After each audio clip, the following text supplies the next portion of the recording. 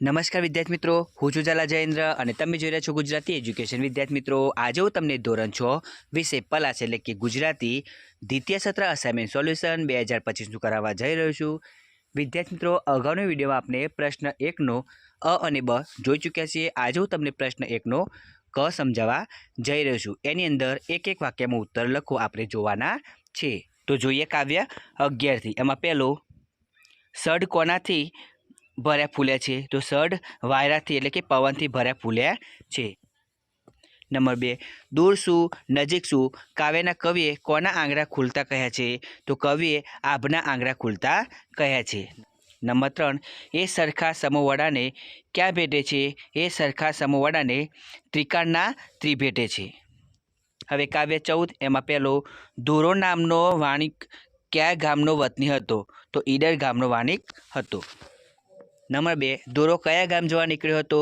તો ધોરો કોટડા ગામ જવા નીકળ્યો હતો. નંબર 3, રસ્તામાં અંધારું થવાથી ધોરા સાથે શી ઘટના બની?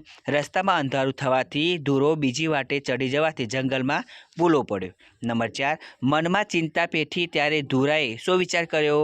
ધોરાએ વિચાર કર્યો કે હું એકલો નથી, મારી સાથે મારા 12 સાથીદાર છે. નંબર 5, ધોરો ક્યારે હરખાઈ ગયો? ધોરાનો માર ખાધા પછી ચોર નાસી ગયા ત્યારે ધોરો હરખાઈ ગયો. હવે કાવ્ય 16, એના પ્રશ્નોને આન્સર જોઈએ. પહેલું છે, કોયલ ક્યાં બોલે છે? કોયલ કુંજમાં બોલે છે. બીજો, કવિ શેરી છોડી ક્યાં જવા કહે છે?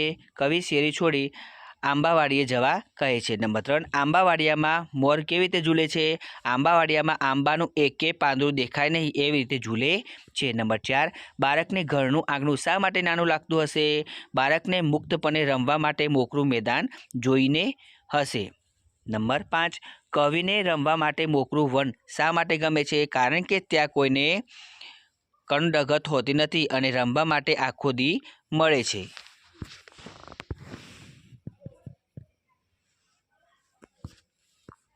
નંબર 6, શેરે આવે સાદ કાવ્યના કવિનું નામ શું છે?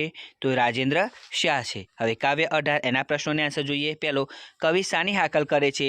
કવિ એકલા જવાની હાકલ કરે છે. નંબર 2, તમે એકલા ન જાઓ તો શું શીખવાનું ચૂકી જાઓ?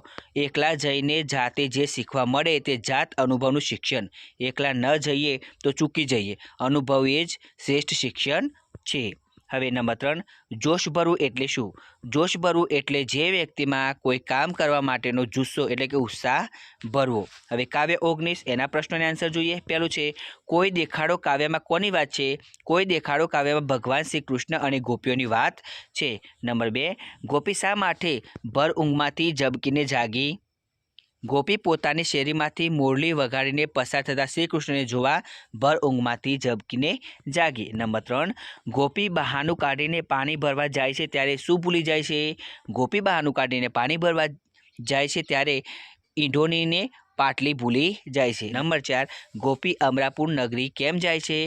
ગોપીને જાણવા મળ્યું છે કે શ્રી કૃષ્ણ અમરાપુરી નગરીમાં વસે છે તેથી ત્યાં જાય છે. નંબર 5, કોઈ દેખાડો કાવ્યમાં કૃષ્ણને બીજા કયા કયા નામે સંબોધન કરવામાં આવ્યું છે? કોઈ દેખાડો કાવ્યમાં કૃષ્ણને કાનકુંતર, હરિ, જીવન, દીનાનાથ નામે સંબોધન કરવામાં આવ્યું છે. તો વિદ્યાર્થી મિત્રો, તમને મારી આ વિડીયો પસંદ આવી હોય તો વિડીયોને લાઇક કરો, કમેન્ટ કરો, શેર કરો અને સબસ્ક્રાઈબ જરૂર કરો.